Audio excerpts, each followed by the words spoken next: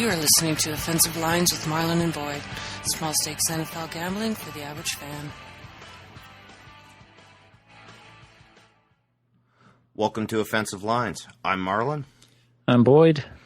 And these are our Week 7 picks. Impressive. You haven't screwed up the weeks yet once. Yeah, well, we're taking a bye week next week. So. Yeah, that should screw us up. Yeah, that'll confuse me. And we will be posting the picks on the webpage. It's just Boyd's going to be on a ship in international waters engaging in who knows what sorts of criminal activity once he gets outside of the 26-mile radius of North America. What the hell were those resorts that they had where it was just like a sex resort? What the hell was that called? Used to be on the Playboy channel all the time in the early 2000s. Oh. I can't remember what the hell they were. I was going to use that as a reference. Yeah, I'm going on. I couldn't think of the name, so I had to give up the gag. Ask you what the fuck it was called, but. And I can't recall either. But I remember them. So yeah, that's I guess just our update. So next week, Boyd's gonna find a way to get the information to me, and I'll put up a post showing our picks of the week and what we bet on. And if you could tweet them out too, please. I can do that. From @olines. Marlon. Indeed. Although when you make the post, it goes out on under all three accounts: Offensive Lines, I was O-Lines, just going to say, Boyd. People might have just taken me off any list if they ever did because I don't use the service. Yes, you do. Every time I do a post on the website, it goes from your account. Sweet. I'm active. Yeah, once a day for 3 years. But you still have an egg. You haven't updated your picture yet. Okay. Maybe that's good. People can't hunt you down. They'll come after me. Yeah. Based on my picks, my advice is to fade me because I'm having... Well, we're tied. What do you keep taking? Yeah, but there's a certain consistency to your performances that I am lacking. I mean, I can't remember the last year I only picked 4 games against the spread right in a week, and I've done that twice this year. Twice. We're only entering week 7. Yes, we were much more consistent last year. Okay. But maybe this year we're back half duo instead of last year we made all our hay at the front half of the year. Well, and for most of the people I read, they're having a lot of trouble. Walter Football's picks have probably been the best I've read all year. So, in terms of results. Let's just start betting the games he picked.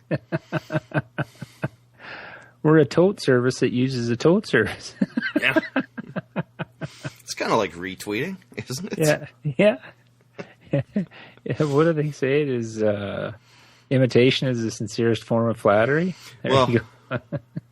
See, I never read them when we make our picks, but I haven't read them before. But I'll read them afterwards, and then I'll follow his results. He's doing all right. Okay, is it that time? It's motherfucking game time! That's right. It's motherfucking game time. The Thursday night game this week, which we don't bet. Chicago is plus 7.5 at Green Bay. I'm glad we don't bet this game because I'd seriously consider it. Taking the Bears. I would too, with a couple of reasons I wouldn't. One, the home team. Yeah. Green Bay. 2, Chicago has to be reeling in that they cannot find a way to win. Well, they can't score. That was going to be my one why I wouldn't bet it. They moved in between the 20s and just can't score touchdowns. Like Hoyer's passed for over 300 yards the last 2 games, and they've lost both of them. So I don't know. I think this is closer than 7.5, though. I don't know what Green Bay's done to be 7.5-point favorite. It's that half point that really has me lingering. This reminds me of the Green Bay-Detroit game. Though Chicago doesn't have the firepower of Detroit. I'm going to have to stick with Green Bay here. I'm taking the Bears. Okay. And you're the Thursday night king. You should start putting money on these. I think you're 3 or 4 in a row now on Thursday games. Well, no, you didn't the 1 week, 2 weeks ago, because I went with the Niners as the home team. And you took Arizona. And then we had Cincy as the home team. Why did I take Houston -1 at New England? Oh, right, because New England didn't have a quarterback even listed at the time. All right, but let's move on. No, the Bears, I just don't think the Bears can win, but I think it's closer than 7.5. Green Bay's offense looks horrible. I can't pick regular games, so because I don't want to bet them anyway, I am the home team regardless of the spread the rest of the way out. Okay, and the next game's a London game. The New York Giants -2.5 at the LA Rams. This was one of the underdog games I kind of liked. I don't mind the Rams here. The only thing that scares me is their secondary's kind of a shit show. Their pass rush was severely lacking too, against Detroit. They're traveling from the West Coast across the continent. They played in Detroit. They just left right after Detroit on Sunday. Okay, but they haven't been there. I don't like betting these Rams games. If we have to, you could probably talk me into it. I don't have a strong opinion either way. But I, in general, don't want to get involved in these London games. No, I don't have a problem. You don't have to twist my arm to talk me out of it. It's just one I kind of liked. It was the Giants don't have a run game. I think Jeff Fisher's smart enough, or Greg Williams are smart enough, they'll be able to limit Odell Beckham. They won't have to rush 8 guys. Well, I guess like the Ravens did on 4th and 1. Well, yeah, part of that, they did leave 2 guys out, and I read an analysis that the Baltimore players ran into each other Keystone Cop style. Oh. So, Isn't way to go, lovely? Baltimore. But, no, I'll take the Rams here. Yeah. I don't blame you.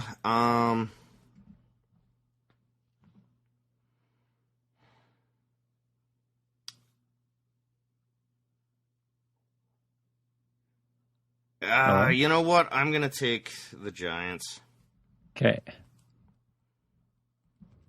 Second road game in a row for the Rams. It's not a strong opinion. This is a stay away for me.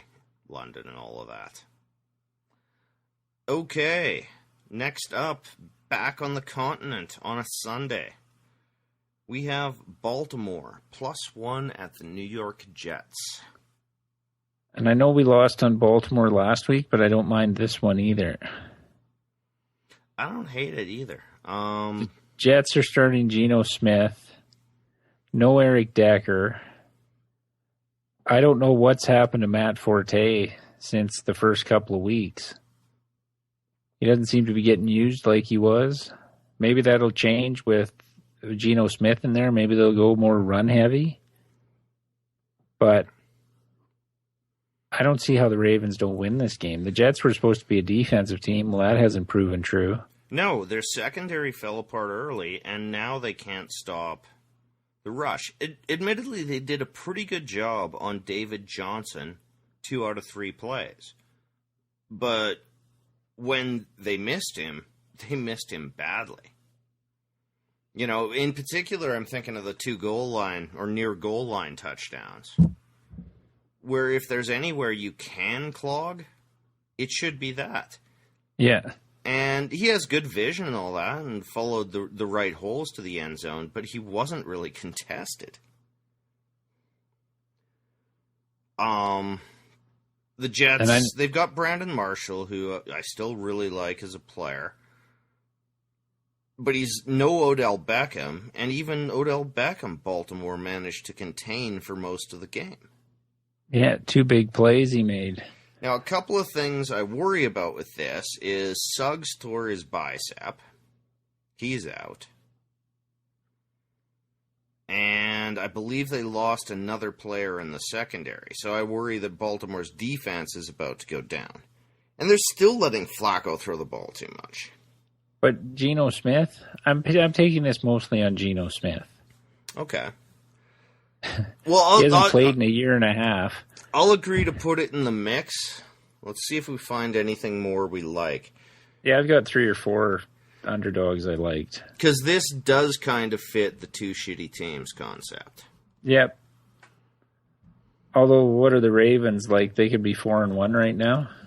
Yeah, or they should have won that game last week. They could be 2 and whatever. I mean, yeah, no, I know. But when they've won, they've only won by 2 points. So they're the Jets. The Jets are an abomination. Team. What are the Jets? 1-5, and they're switching quarter. But they actually think Geno Smith gives them a better chance to win. Based on what we've seen from Ryan Fitzpatrick, I would be putting in whoever their rookie is. To be honest, but I think they've reached the stage now where you've got to find out what you've got. But here goes to the point we were talking about, like off the pod a couple of times, about Mike Tomlin and stability. The Jets cleaned house. They wait till the last minute to bring Fitzpatrick back. They have a new GM, new coach in the last couple of years. And what's changed? Now they're back to square one with Geno Smith, who isn't the answer at quarterback. They brought Fitzpatrick in. All the players were bitching that he wasn't in camp, or they hadn't signed him in the offseason. Now he's out. Smith's in. There's no... Once Decker went down for the Jets, Fitzpatrick was lost. To be honest, he was lost before then. I mean... No, I know, but he didn't have 10 interceptions before Decker went down. He didn't throw... Yeah, he did. You know what I mean? No, Decker was his 6 dead. interception game, Decker was playing. They're a mess anyway. Yeah, they are a mess. And how they're favored by a point. Well, I think in a lot of ways people came to what I originally said. Baltimore's a mirage and a fraud, which I still thought they were. But another team that's a mirage and a fraud, at least in terms of winning, are the Giants. And I thought Baltimore was a more believable mirage. I don't know. But okay, we'll put pretty that tortured metaphor. It's in the book, or it's in the mix anyway. Next up, we have Buffalo -3 at Miami. I'd kind of like to stay away from this. I don't want to touch this one. Thank you. Okay. Don't worry, I'm not. The Bills are 1-4 in a row. Against the their one good win there was Arizona.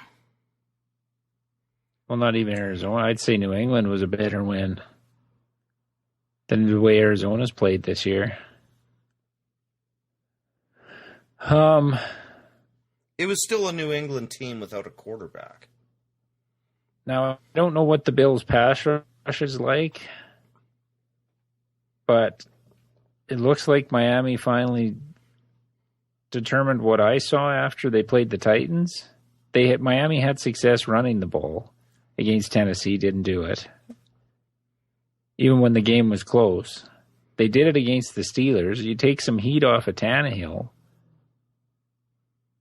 which he was sacked 6 times against the Titans. Do you know how many times he was sacked against the Steelers? Couldn't have been a lot. No, not offhand. I'm guessing it's not a lot. But they changed their whole game plan. And I told you this during the Titans game. I didn't know why they weren't running more. But I don't know. Does Buffalo have a good defense? It didn't look like it at the start of the year. But now they're playing pretty well. I don't believe Miami's a good team just because they beat Pittsburgh. I'm taking Buffalo. You're taking Buffalo. I'm glad it's a stay away because I don't believe these Buffalo wins yet. I honestly would kind of like to see them be good. Ryan aside, I'm not a fan of his. But I do not think they're 3-point road favorites yet. Well, if Shady's healthy, they should be, because Tennessee rushed for over 200 yards. Mariota ran for 60 in that game. What's Tyrod Taylor going to do? But Shady's got a tight... He left practice the other day with a bad hamstring.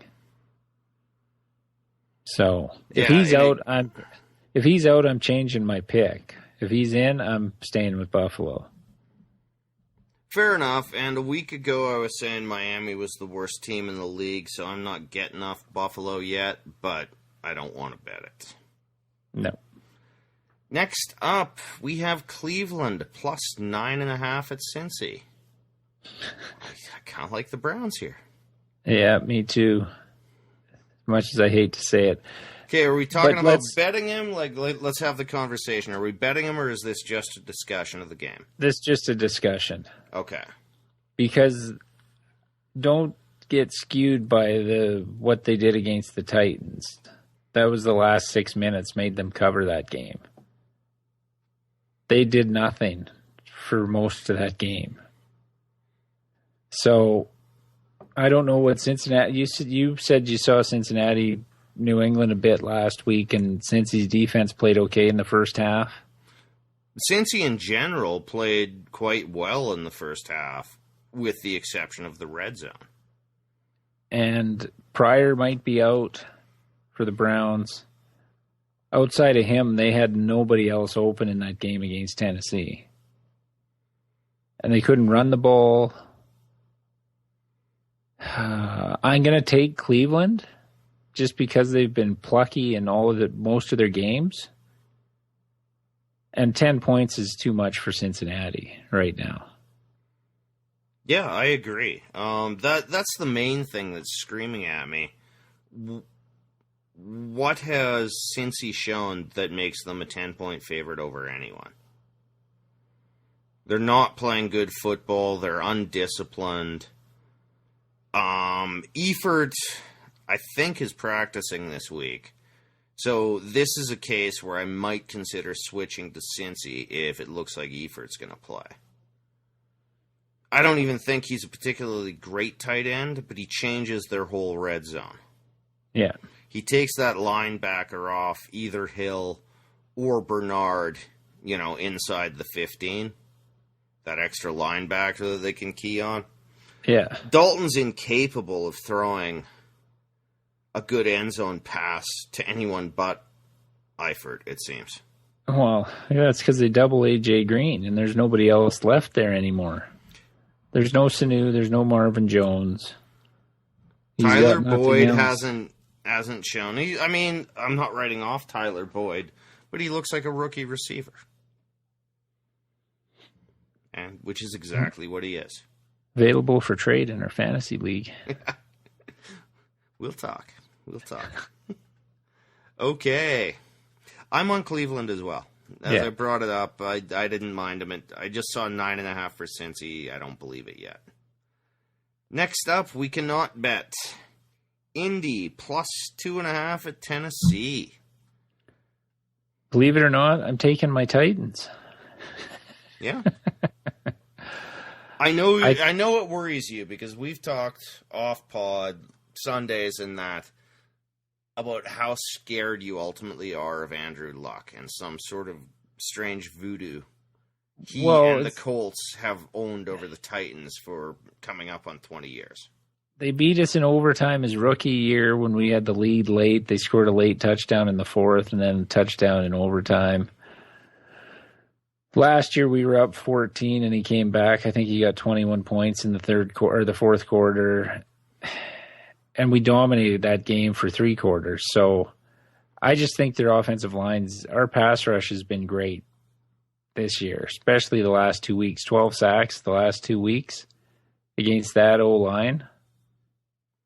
And Dick LeBeau coaching. I can't see us not. If Luck finishes the game, I'd be surprised. Yeah, I agree. Gore's going to have nowhere to run, even though they underuse him anyway. He's been one of their more effective players, but they're still pass happy. Dwayne Allen, I don't believe will play. So that takes a marginally reliable player out. If your secondary can cover Hilton, there's not much there. No. Oh, what about Moncrief? Is he playing? He's been nothing. I mean, he's not terrible, but I don't think he can be a guy who's going to move the chains 6 times. Like, I would play a very hesitant game. I would try to play this game, make them move it 7 yards at a time, and see if they can do that, for 4 first downs before a big sack or a turnover occurs. Well, my hope is that he doesn't have time to throw deep.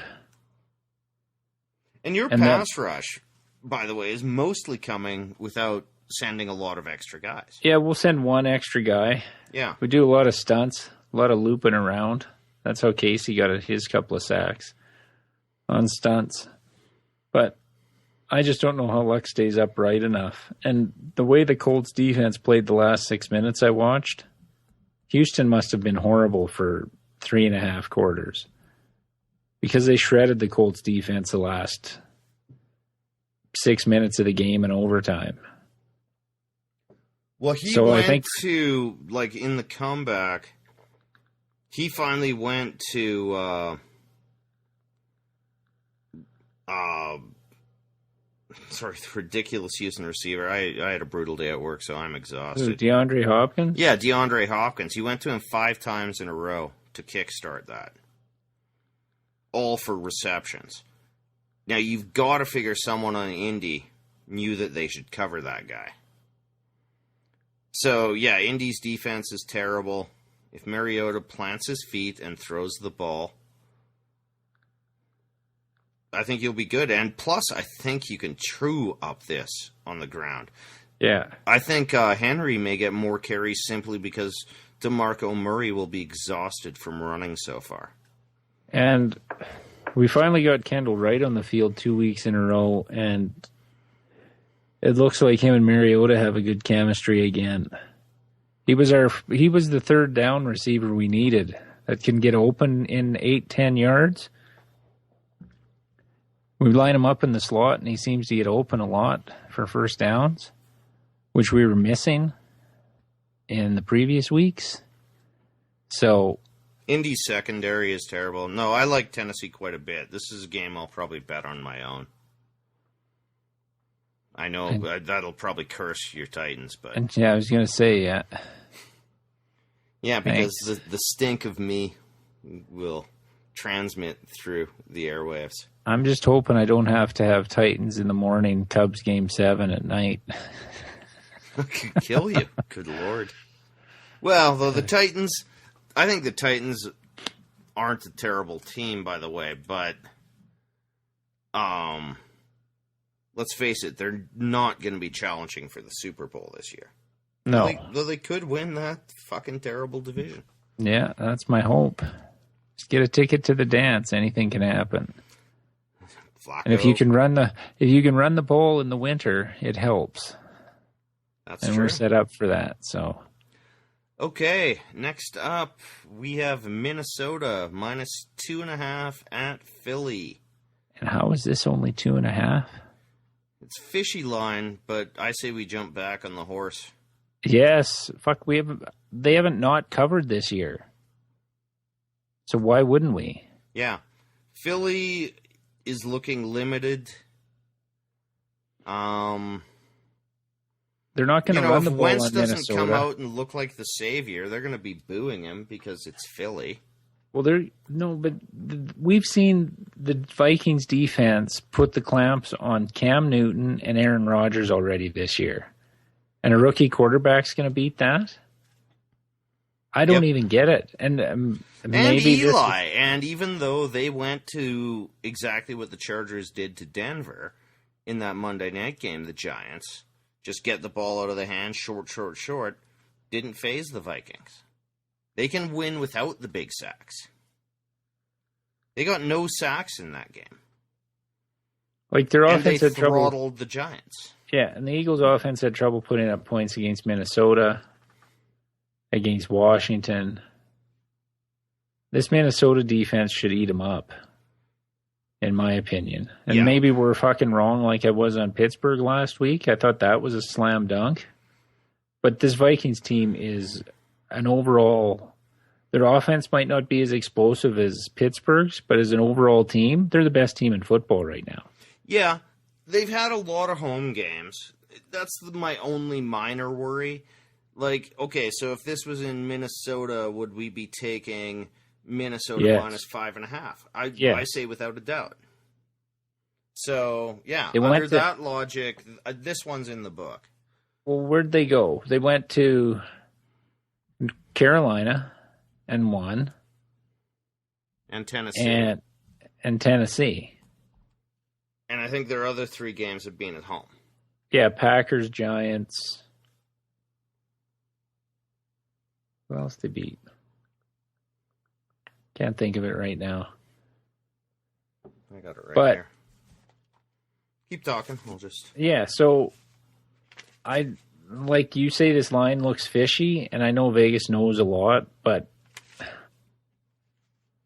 this seems almost too easy. But I'm for a team that hasn't lost against the spread all year and was only giving 2.5.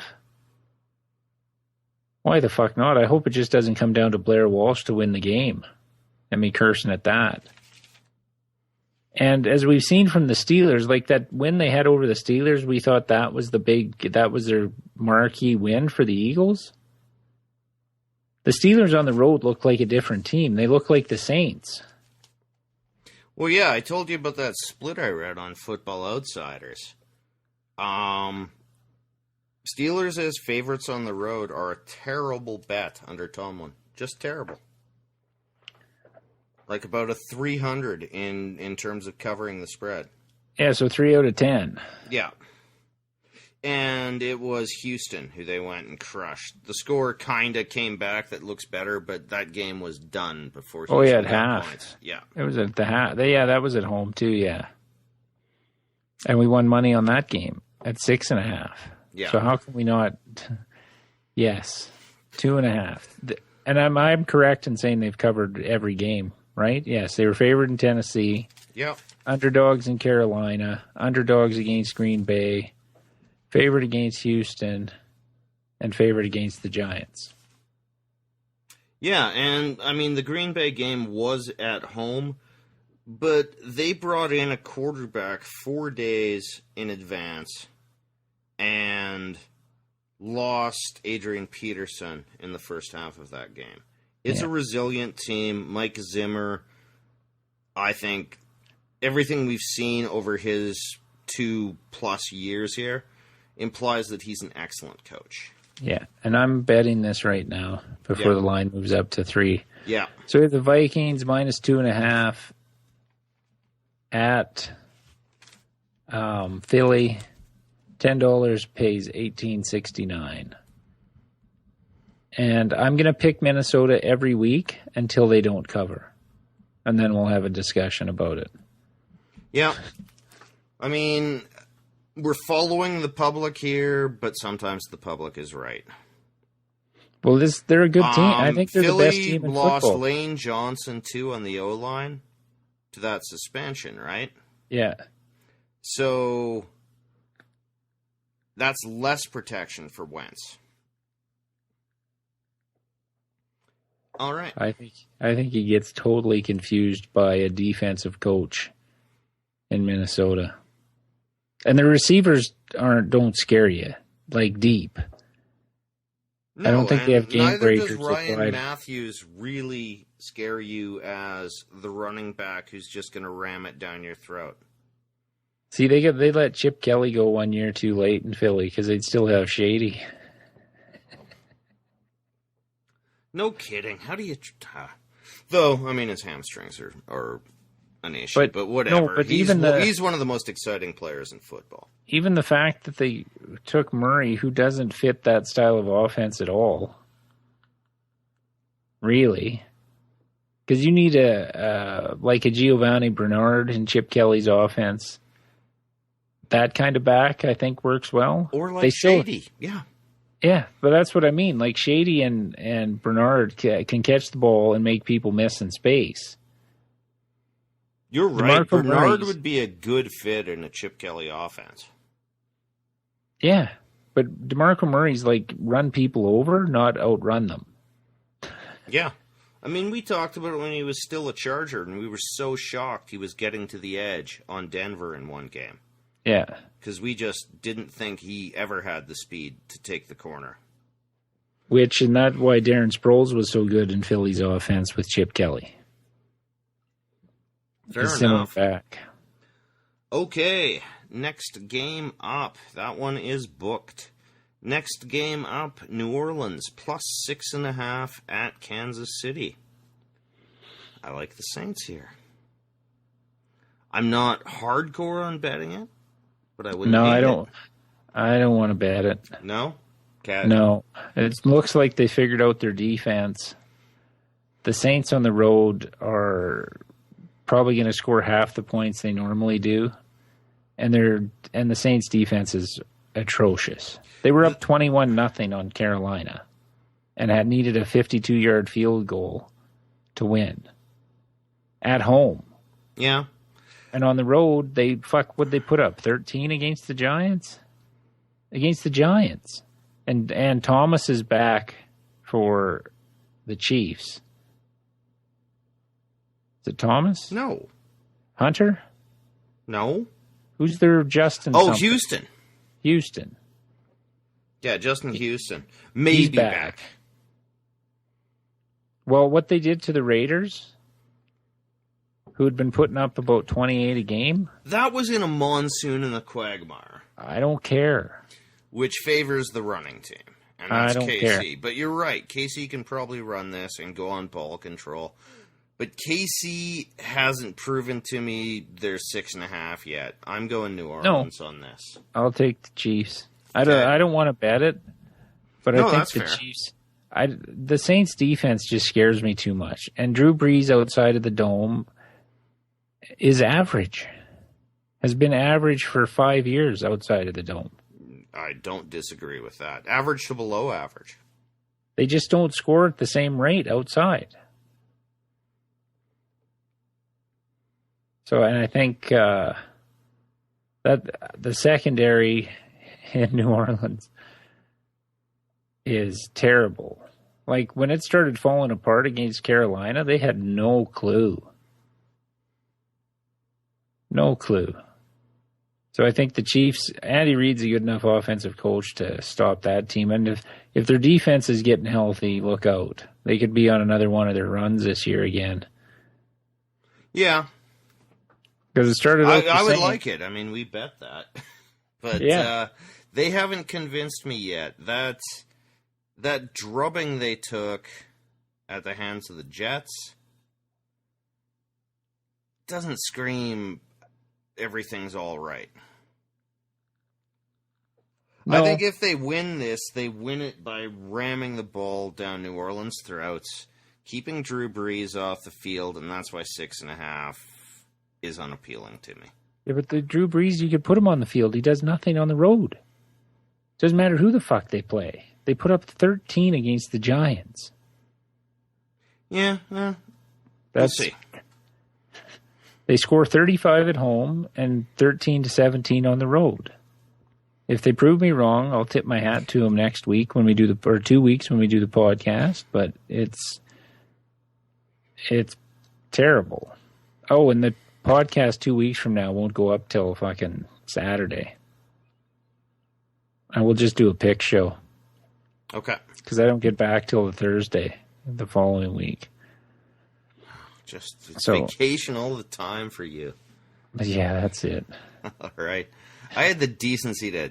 Oh, no, wait a minute. I did take my vacation in football season. Yes, you did. You never missed a podcast. All right. Well, I can't help it. Okay, next up, we have Oakland +1 at Jacksonville. I do like this. I know we're burned on Oakland. I don't. You don't? Okay. Like, I know they're 4-2. Jacksonville stole this from Chicago. I know. It was a monsoon. So, Carr looked terrible, the receivers looked terrible, and Oakland doesn't have a running game. Jacksonville's best thing they do is stop the run. Well, and Jacksonville's thing, Oakland's weakness is their secondary. That's what scares the fuck out of me in this game. Okay. With Robinson and Hearns, they feast on shitty secondaries. They feast on shitty secondaries when they start down 17. Well, I don't care. When you start at 0-0, how many leads does Jacksonville ever get? We have to get off our fucking Oakland bias. We've bet them how many times this year already and only cashed once? That's fair enough. 3 times we've bet them and cashed once. I know we both like them, but I think that's clouding our judgment on what they really are. They're a decent team, but going across country, playing at 9 o'clock, or 11 o'clock West Coast time, again, coming off a shitty game, they could blow Jacksonville out. I just don't have the confidence in them to bet them right now. They're too up and down. Too up and down. Inconsistent. Fuck. Like, I could not believe they couldn't do anything against Kansas City. Scored 3 points after their opening drive. And Kansas City hadn't been playing great. I know Andy Reid off a bye week is phenomenal, but that game should have been more competitive. They weren't in that game at all. And I guess the Atlanta loss doesn't look as bad now when we see what Atlanta's doing. The Atlanta loss doesn't look bad. Where do I have it? But they're still too inconsistent. The Tennessee victory doesn't look great, though I think Tennessee's better. Yeah, Tennessee's defense is better than most they've faced, but... I mean, I see a bit of weather here, and I just see Jacksonville... I mean, I guess Jacksonville has always played better after their London game, if you want to be a trend better, which is one of the most absurd things I've read. No, but that's not playing into mine is I think we're biased on Oakland because I looked at it and went, ooh, that's juicy. And then I went, we've been saying that every week. Like, how many have we bet Oakland? Can you look that up? Yeah. We had them in week 1 against the Saints. Win. We had them as Falcons. Big home favorites against Atlanta, but that turns out that we were just misreading Atlanta. So we lost that. We did not bet them against Tennessee for obvious reasons, and they covered. The next game was San Diego, so we did not bet them. And, the next game, we bet them +3. I'm just trying to see who they were facing here.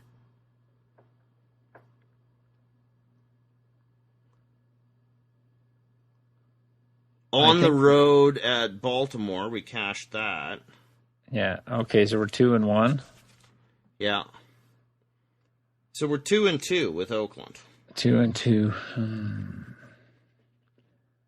Well, okay. Let's see what we come up with. And they failed to cover against San Diego, by the way. Yeah. I don't like Jacksonville. They can't run the ball. All I it know. is going to be Blake Bortles, who's Rex Ryan But the part 2. Or not the Rex Raiders- Ryan, he's Ryan Fitzpatrick part 2. But the Raiders' biggest weakness is secondary. And Robinson's a good fucking receiver. Even with Bortles throwing the ball to him. That's what scares me, is that they can get burnt. But if we can't come up with anything else we like, Okay. we can keep it in the conversation. Okay, so I'll put you down for Oakland and put it on the Yeah. board like you weren't going to take Jacksonville. No. But No, yeah, no. fair enough. We might find something better. So that's in the conversation.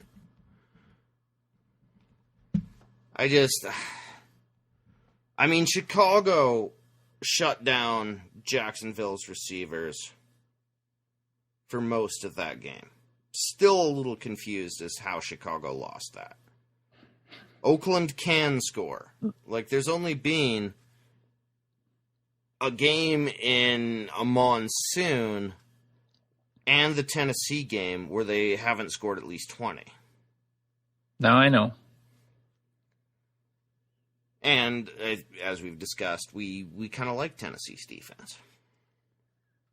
Just play for 55 minutes next time so you can fucking cover. All right, moving on. We have Washington +1 at Detroit.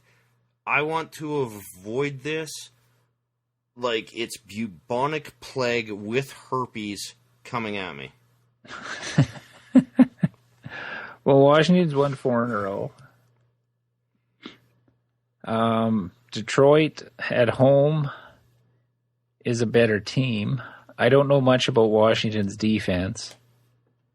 The Lions have no run game. They do have 2 decent receivers, in Tate and Jones. Can Washington outscore them? Like, they gave up 300 yards to Case Keenum. I can't I think figure either of these teams out to save my fucking life. So, I'm going Washington. okay. In this case, I'm just going on the home team. I mean, Washington was absurdly lucky with Baltimore. I don't buy into them at all. I don't buy into Detroit much more either.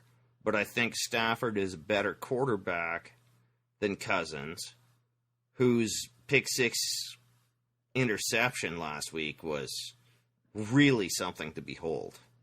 But Washington's a more balanced team. They'll be able to run the Their ball. defense is much better than Detroit's. I agree Yeah. with that. They'll be able to run the ball. Detroit couldn't slow down that vaunted Rams attack. This is absolute stay away for me. I can't get a read on either team, and they both have qualities, but I don't know which would prevail. I hate that game. Okay. Next up, we cannot bet on San Diego +6.5 at Atlanta. Give me the Chargers. Me too. 6.5 is too much. Yeah.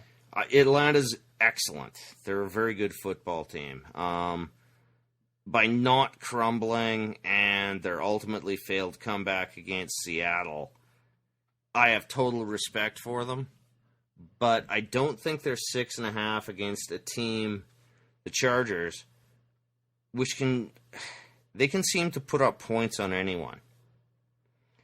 And if we can get that same game plan going against Denver of ball control.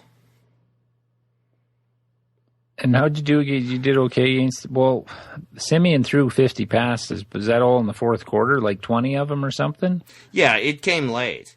Denver barely had the ball in the first half.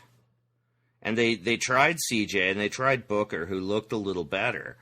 But after that, whenever they got the ball, they were just chucking. And Denver has wideouts. Obviously, they've got nobody named Julio. Now, Julio will torch it. I think this is an over bet. If you want to get involved in this game, the over is probably in the 50s. Yeah, 53.5. And probably that's about the highest I've seen all year. And I would still bet the over. Now, can you guys stop the run? Yes. We shut down CJ and Booker for the Broncos who wanted to run it at us. Bosa is good. Yeah, see, what scares me is the Raider game where you gave up 34. Yeah. And isn't we're your going best to give corner up your points, best? but I think we're going to score points. Okay, isn't your best corner out?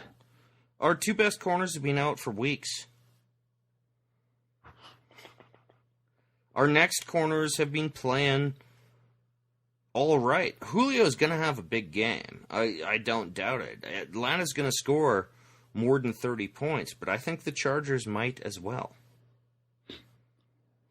Okay, I'm sticking with San Diego.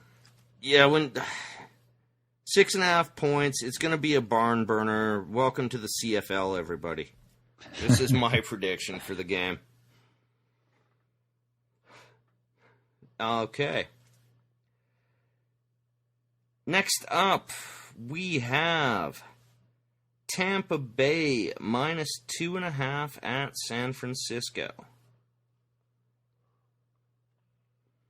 I have no clue. It's the two shitty team. Yeah. Thing. My head is telling me Tampa Bay is a much better team. But with the exception of one game this year, they haven't shown me much. No, what are they? 1-5? 1-4? Did they win a second game in there? I can't remember. It's somewhat That's how much I irrelevant. followed them. They were off last week. Jameis Winston is... they beat Carolina. Oh, right, on the Thursday nighter. Monday nighter. Or Monday nighter. Monday, Thursday, it's all the same thing now. The NFL, we said So they they're were 2 and diluting 3. their I just want to pat ourselves in the back, too. When we started this podcast, we said the NFL was diluting their product. That one of the attractions of football was it was a fantastic party of games on Sunday, and then just as a little hangover chaser on Monday night, you could watch another game. We got Thursday, we got London, we got Thanksgiving. Sunday We'll take night. over every day of the week. And people are tuning out. Yeah, and now they're saying, oh, it's because the games aren't compelling. We're not losing viewers, but you're not gaining either, are you, assholes? No, but Sean McDonough put it perfectly. Too many flags, referees calling shitty games, takes away any flow. And he said it's unwatchable. That was on the Monday night game. Yeah, I told you about that. And Yeah. You just said, oh, I like him even more. A lot of people are all over that quote.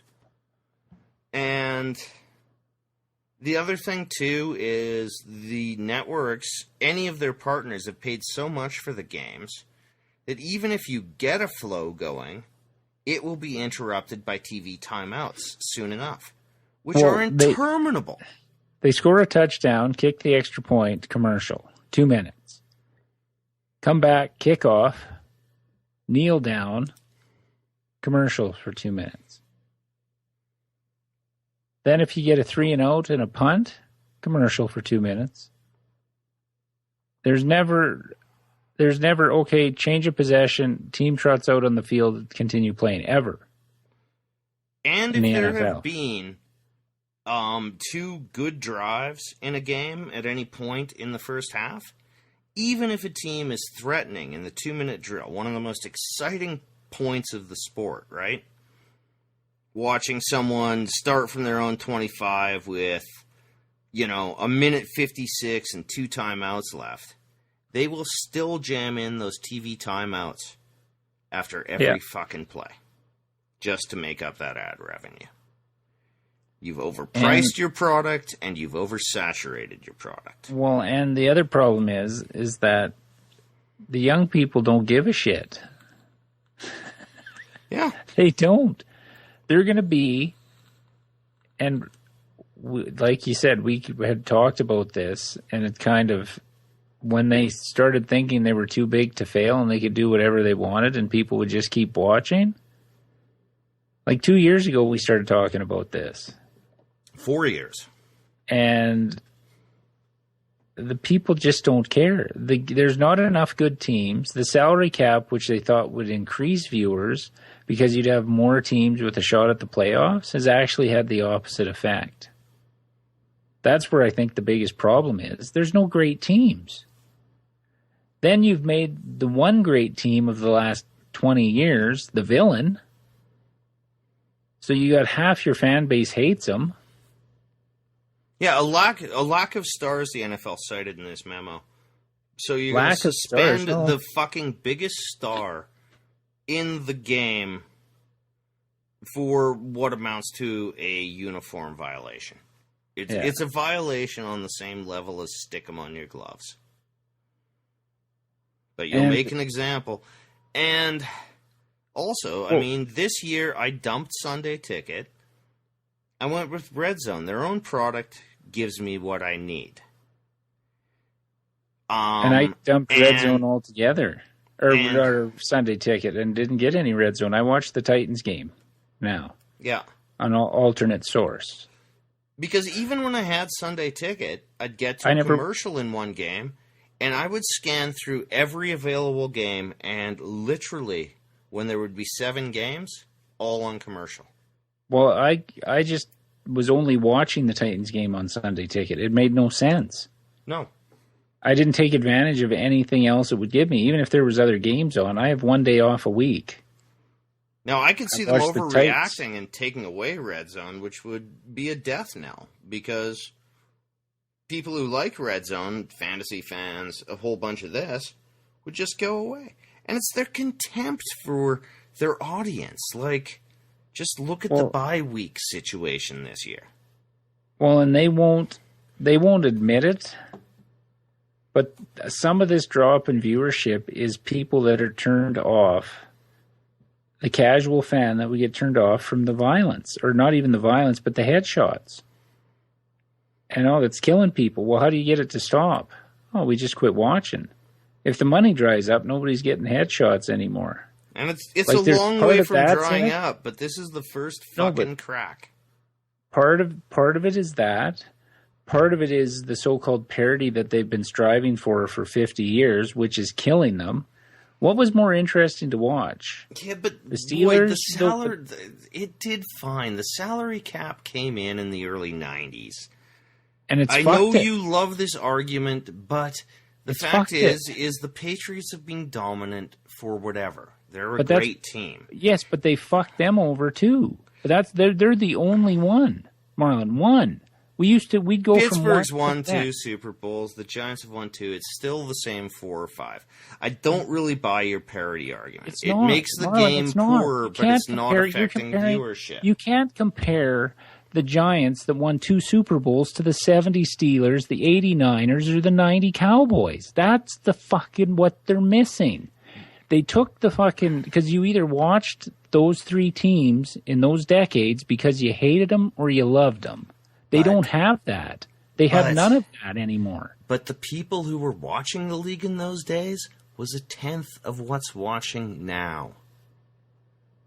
Even on percentage. It was a niche sport then, Boyd. It served fans better, but look at the percentage of people who were watching it. It had grown. It's been the number one watched sport in the U.S. from the 90s on. Which is when the salary cap came in. 26 years. And that's when the salary cap came in. So don't tell me more people were watching when there were dominant teams in the 80s and 70s, because it's just not true. Well, there's nothing that... what's the compelling thing to get them back? The compelling thing to get them back, there's a few things you could do. One, you could flex your primetime games all the time. Right? Give people matchups they want. Like, Yeah, but there's none. What is there? All these games look like shit. Even when you think it's a marquee matchup, the games end up looking like shit. okay, but we've got a great team. I don't but know. the I just Patriots, don't buy it Texans- because they still had far less penetration. As you said, it was the number one sport from the 90s through till now. That was salary cap. The matchups, the marquee matchups we've had. Okay, Atlanta, Seattle kind of lived up to it. The Patriots, Texans, which was supposed to be a big game, was a shit. I guess the Packers, Vikings was okay. It's oversaturation. First of all, you get it back to Sundays and Mondays. But this is an off-season podcast. We're on a pick show here, and we could go for 20 minutes, and we're already bumping an hour. So this is a shitty team. I'm Playing taking a Tampa shitty Bay. team. Yeah, me too. Just more so for our bet that we have Tampa Bay over 8.5. They can get back to 500 maybe. They could go 9-7 because their division isn't tough outside of Atlanta. No, and I still think they should be better, even though it appears Doug Martin's taking another week off, which hurts that team. No, you're just pissed off because you're fantasy. No, I haven't needed him. I've been just fine in that league.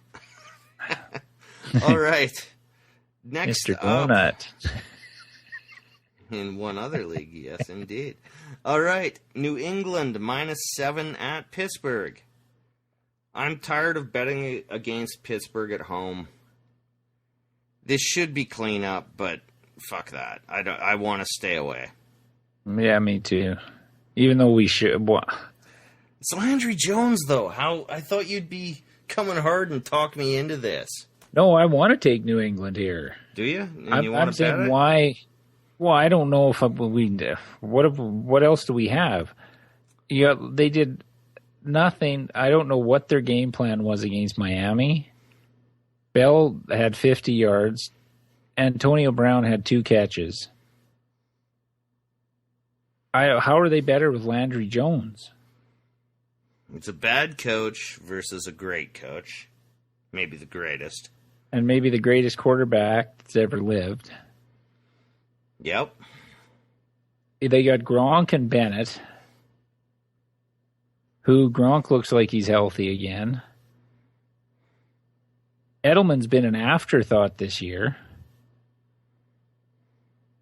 I don't know how New England doesn't score 30, 35 in this game. But What I see, though, is they're just going to ram Blunt. All day, all long. no. Because Pittsburgh just gave up 206 yards to Jay Ajayi. Yeah, but Blount doesn't have that kind of speed.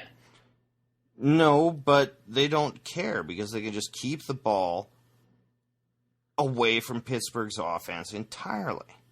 This looks like a ball control game from New England. No way. No way. They're going to put up 30. What do you think? They're going to win 16-10? No, I think they're going to win 21-10, but there's that backdoor cover when New England starts partying. Where was the... Plus, Pittsburgh, so do you think Pittsburgh at has a home good defense? has at least... Pittsburgh will just start chugging it up to Antonio Brown and getting at least 4 flagrant foul calls. Like flagrantly bogus PI calls. Pittsburgh will be lucky to score 10 points in this game. 10. With Landry Jones. He did fuck all with Antonio Brown last year. And with Bell when he came back. I'm taking New England. Yeah, I'm taking New England. You could probably talk it into me, but I will... And this game may look early, like the Cincinnati game did. New England just has too many weapons when Brady's quarterbacking. Okay. I don't know how they're taking Bennett and Gronkowski out of the game. It's not like their linebackers are what they were when they won their Super Bowls. I don't know how they're covering but throwing that. The ball and running to Bernard was working for Cincinnati until it went. Le'Veon Bell is built for that. Yeah, well, the Steelers couldn't run the ball against Miami, and Tennessee had 200 yards against them the week before. Like, I don't know where their fucking head's at in Pittsburgh. They're fucked. They're not even. If Roethlisberger's out 6 weeks, they're not making the playoffs. Oh no, Roethlisberger will come back and talk about how he's playing through the pain. Even his own statement has already said, "Oh, it's just a matter of how much pain I can take. I can't do any more damage. I could be gone for a month, but it's just how much pain I can take." Sorry, that guy's the biggest blowhard on injuries I've ever heard. New England's gonna blow him out. Okay. Next up, we have Seattle +2 at Arizona. Doesn't this seem like Arizona's getting a little too much credit? It sure fucking does. I really like Seattle as an underdog here. Like, what's Arizona's big victory this year? The Jets? Who else have they beaten? Aren't they 2-3 or 2-4? Lost to Buffalo. Okay, they thrashed the Jets. I don't give them a whole pile of credit for that. They beat the Niners by 12, which, great, I suppose. They lost to the Rams in Zona. They got crushed by Buffalo in Buffalo. They crushed Tampa Bay. And so they haven't beaten anybody. They haven't played a game. And I want they Seattle lost. Here. I really like Seattle here. This was my favorite underdog on the board. Okay. I'm in. Seattle played quite well in that game against Atlanta, and I think Atlanta is superior. Arizona has been David Johnson and nothing but David Johnson. Yeah. If With they a could, few I was balls just to going to say. Fitzgerald, who's fucking, he's amazing, right? But yeah, Hall of he's Famer. still a slot guy who now is good at converting third downs. He's turned into Art Monk here late in his career. And you know how much I like Art Monk. That's not an insult. Well, I hope not. He's a Hall of Famer. Floyd might as well not be there for the most part. They fed him an ego touchdown late in the game. But it's David Johnson. That's it. And I think Seattle can shut down David Johnson. Okay, I'm in for all the reasons you stated. And the fact that Arizona's taken a step back this year. Yeah. And this game is for basically control of the division. And Seattle crushed them last week in the season last year. And I know that Arizona pulled their starters in the second half, but the game was out of reach in the first half. When Arizona thought they still might have a shot at best record in the NFC. So, yeah, I like Seattle here. Arizona's defense isn't what it was either. No, I don't like their defense much at all. Seattle shut down the twin running attack of Atlanta. I haven't seen anyone on Arizona who looks like Julio, who can change that game. And Russell Wilson, while not completely mobile, looked fucking fantastic in most of that game. Okay, good. Yeah, we'll bet that one too. I'm going to book that one right now. Okay. So we have Seattle +2 at Arizona. $10 pays the customary $19.09. Oh, so they're not even a It's public booked. favorite yet. And the Monday night game, Houston plus 7.5 at Denver. I'm not comfortable laying 7.5 at Denver at this. No, I but think I'm they'll not comfortable. crush the fuck out of them. I'm not comfortable taking Houston at 7.5. Yeah, like, I mean, I would... You know... But Houston's defense, the one bad game they had was against Minnesota. Or no, New England, I should say. No, Minnesota put up a ton of points Well, 24 before Houston or came something. back, right? But that was 24-3. Yeah, but Denver with Simeon or Lynch, if you shut down the run, they're in trouble. And without... Simeon had looked good most of the year, but... No, I know, but without Trevathan and Ware, their defense isn't the same. And Emmanuel Sanders is... I'm just thinking he's unlikely to play. Like, I have him on a couple of fantasy. I'm just assuming he's not going to. And you've heard nothing of Demaryius Thomas this year, really. He's been quietly all right, but yeah, not much. Not. He was one of the top receivers in the league, and he's just fallen off the map. Yeah, I thought that about him last year, too, and he still got 1,300 yards. This won't be the same. He's still kind of a sneaky 1,000-yard receiver. But they haven't put up points the last 2 weeks, the Broncos. No, and everyone... Well, here's what Atlanta did and the Chargers did. You get the ball out of the hand too fast.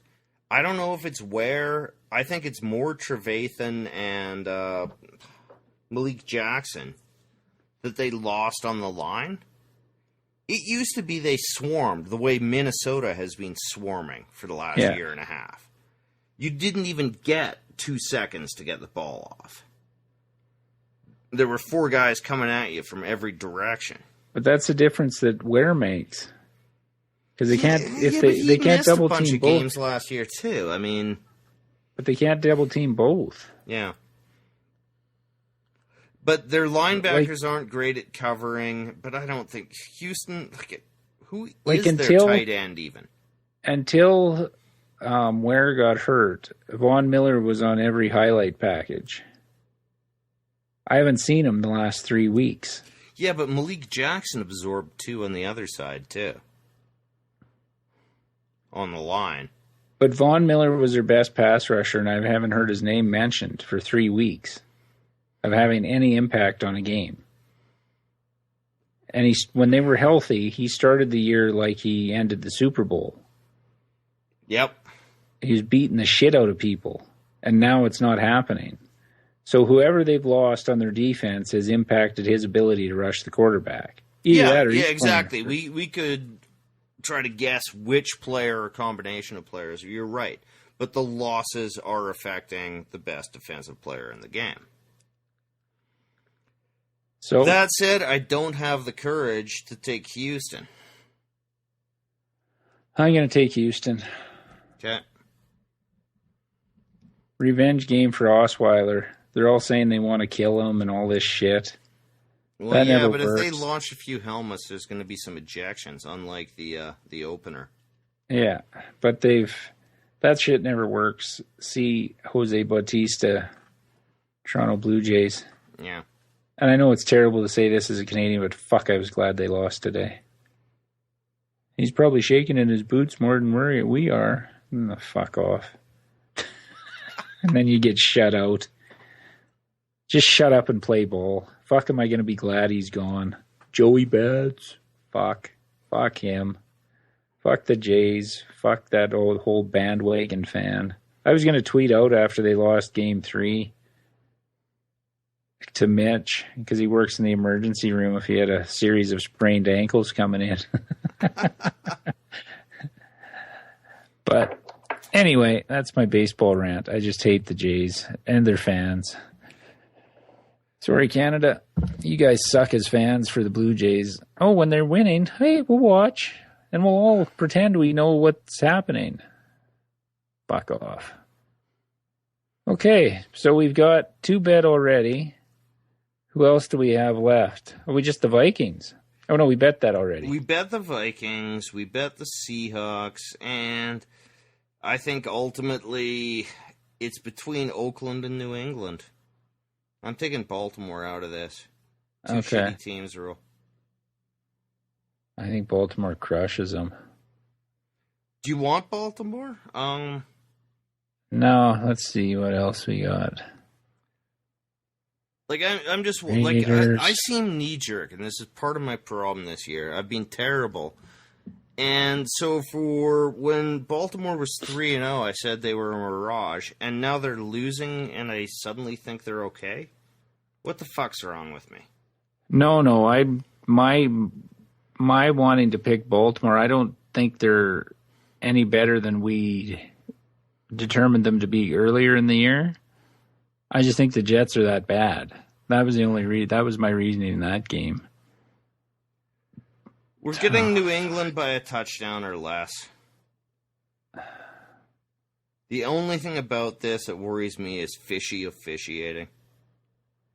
That shouldn't matter against that team. I just don't know how they're covering Gronkowski and Bennett. I honestly don't. I don't know how anybody, if they stay healthy, who's covering them? Who has a defense outside of maybe Minnesota that can handle that? Yeah, and I guess if there's, if the backdoor cover's already a danger, Landry Jones, who I think is terrible. Yeah, let's go New England, Boyd. It's just we've stunk laying big points with any team but Minnesota, but let's still take them. Yeah, I agree. Let me see Oakland get their shit together for a couple of games. I bet you this. Back on their way. If we get $18 back on 10, I'll be shocked. No, 1909. Really? At 7?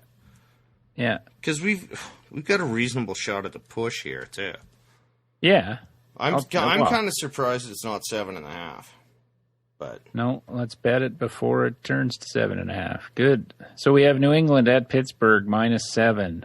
$10 pays $19.09. Okay. Like all these years, we've always never bet New England because the spreads were always 10, 9, 12. We've hardly ever bet New England. And they've been the best team in football for as long as we've been doing this. Well, that's why the point spread was invented, right? Yeah. But okay. All right. You can check out our podcast on iTunes or Stitcher for your Android device on our website, offensivelines.ca. Follow us on Twitter at Offensive Lines for any updates to our blog posts or when a new podcast is available. Our personal Twitter accounts at OLinesMarlin or at OLinesBoyd. Facebook.com/Offensive Lines. And if you want to send us an email, it's offensivelines@shaw.ca. I'm Boyd. I'm Marlin. And that was our pick show for Week 7. They fade us because they ain't us. Well, fade me. Jesus Christ. Grab a brain. Degenerate fucking gambler.